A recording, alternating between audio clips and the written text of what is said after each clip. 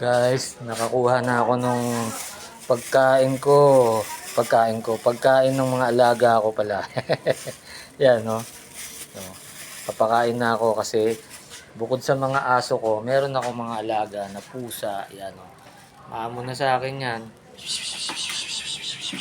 Saan yung isa? Ito. Yan, no? Ito lang yan sa labas dati. Kaya lang, lagi ko silang pinapakain. Yan, no? Maamo na sila sa akin. Ano, ngayon, ito yung ano nila, pagkain nila. Hati-hati sila lahat dyan. Ayan, no, tinan mo, hinati ko sa kanila, puro na, yan, no, puro laman yan na isda, oh. Oh, malaking isda, oh. Tuna. Binibigay nila. Tiba-tiba yan, eh. Oh, kain na kayo. Kain kayo, dali. Ito. Ito. Oh. Kain. Ito sa'yo, oh. Ito sa'yo, oh. Alright. Oh, dali. Kain, dali. Puro laman yan. Dati ba kayo dyan? Oh. Diba? Tapos ito naman. Kasi papakain din ako dun sa taas. May 2 aso pa ako sa taas. Bukod dito kay Denden. Diba, oh. Ang laman, oh. Laman. Mga buto. Hindi siya basta ano yung mga nakukuha akong pagkain. Saka binibigay nila yung mga tira na paninda na hindi na ubos itong araw na to. Yung binibigay nila, baka mainit-init pa eh.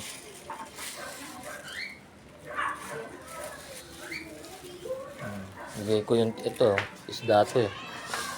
Ay, dali. Oh. Para sa pusa. Ni-segregate ko yan. Ito pa, isda, alaman.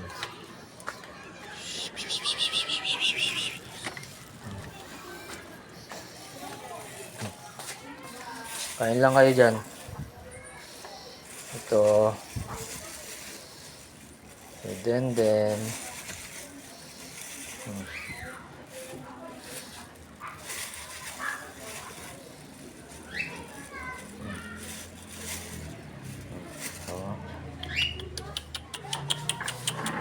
Ayan, kain dali.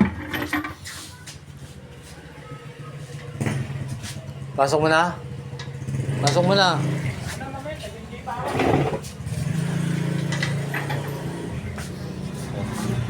Tanggalin ko lang yung kadena mo. Kasi kaya ako kinakadena to, pag lumalabas kasi ako, sabay tataka siya, tatakbo siya. Hirap pa naman habulin.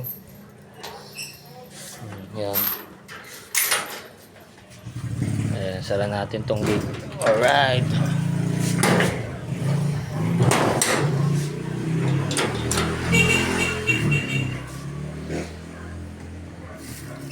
Napakain naman ako ngayon sa taas.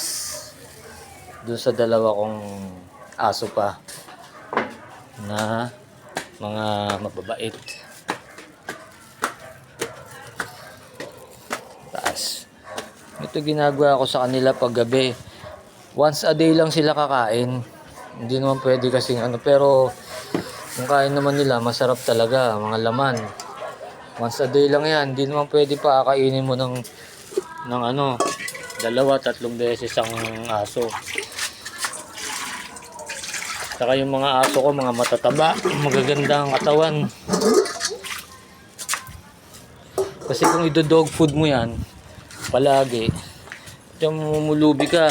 Kung masarap naman yung kakainin nila galing sa karinderya, hindi yan basta-basta na ano.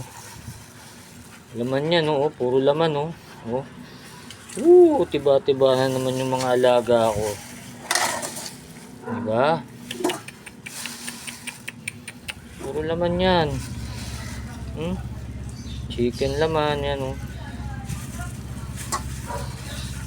Tiba-tiba sila. Kaya pag minsan, pagka puro gulay naman, may gulay, yung kakain din sila ng gulay. Yung mga alaga ko. Lagay ko lang sa kanila yan. Diba? Alright, diba? Makita mo tuwan-tuwa, oh, nakaabang na, oh. Oh, matataba yung mga yan, oh. Lulusog yung mga ano ko, alaga ko, oh. Pintog yan, oh. Oh, pintog yung mga yan. Oh, mainit ang panahon kaya lagi sila naliligo.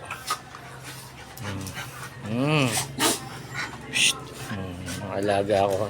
Alam nila kakain na, eh. Alright, guys. Bubush. Diba? Mga alaga ko si Mocha at si Kobe.